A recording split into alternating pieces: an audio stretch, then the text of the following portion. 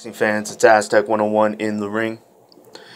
This is a sad time for the Chavez family. I was watching an interview with Julio Cesar Chavez Sr. and he was talking about what happened and what he knew of his brother's murder. He says that there were 3 people involved.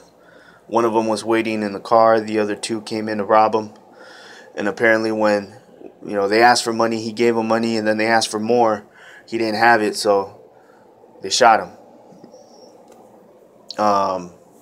Chavez Sr. was talking about his, how he felt about it.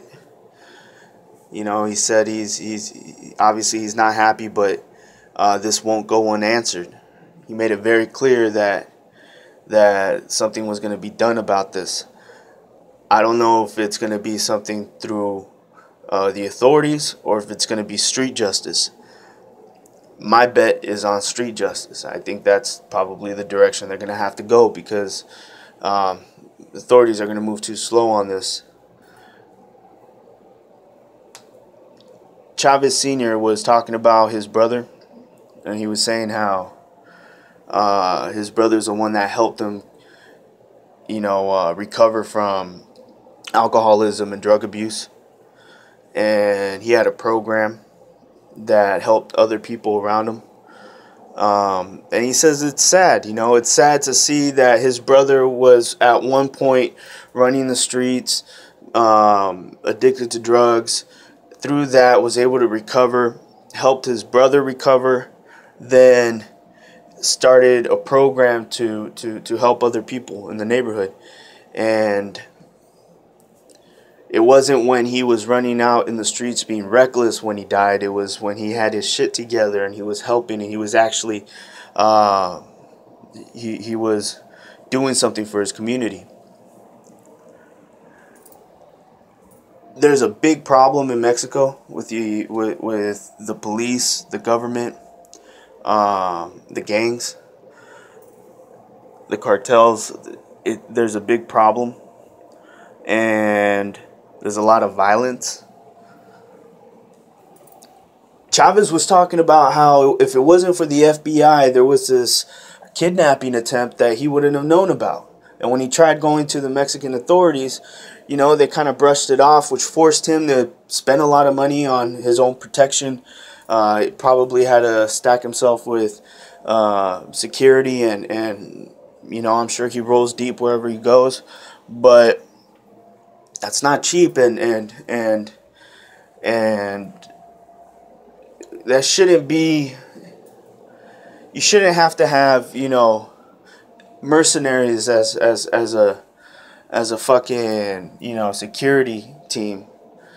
When you're a celebrity, it doesn't make sense. I mean, he's not a politician. He's not like that. It's crazy though. Yeah, I mean, I'm pretty sure that if you have family in Mexico, either you or someone in your family has a story of either a kidnapping threat or something, or a death threat. I guarantee you, and someone in your family's got stories. I remember my grandfather when he used to go visit Mexico a lot, and a few years ago like 5 years ago. He was hit with a death threat, not towards him, but towards one of his nephews, and they had like the address they gave him the address of where his nephew lives, where he works, where the nephew's daughter went to school. He had everything, told him deposit a certain amount of money into this account. Don't go to the authorities. It was a big deal when that happened. It was a big deal. Scary. Very, very scary. Sometimes these guys they're small time and they're mostly talk, and they're imitating like the bigger cartels, because usually the larger cartels, they do this when you owe money, when you're in debt, or when you cross them, or when you're the reason why one of their guys went to jail or died or lost their shipment or whatever. You have to have some kind of responsibility in it. They won't just do it to random people. It's usually the smaller guys, the ones that are trying to make a quick buck, and they do it. And those guys are kind of the most dangerous ones because there's no reasoning behind it. It's all about the money at that moment. But it's a fucked up situation, very fucked up. What do you guys think? It's Aztec 101 in the ring, and I'm out.